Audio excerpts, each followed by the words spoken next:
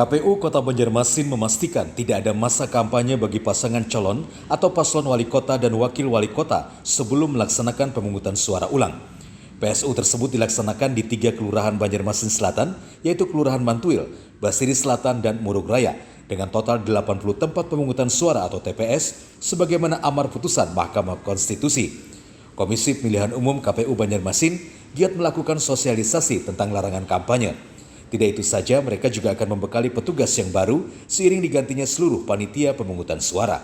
Untuk paslon, jadi tidak diperbolehkan untuk kampanye yang seperti 2020 kemarin. Itu memang ada jadwalnya untuk tahapan kampanye. Untuk ini tidak ada, dan apabila paslon melaksanakan kampanye artinya tidak di luar daripada ketetapan atau tahapan KPU, mungkin dari pengawas nanti akan melaksanakan untuk pengawasan terhadap mereka. Mengingat pelaksanaan PSU bakal digelar di bulan suci Ramadan, paslon juga dilarang untuk melakukan kampanye.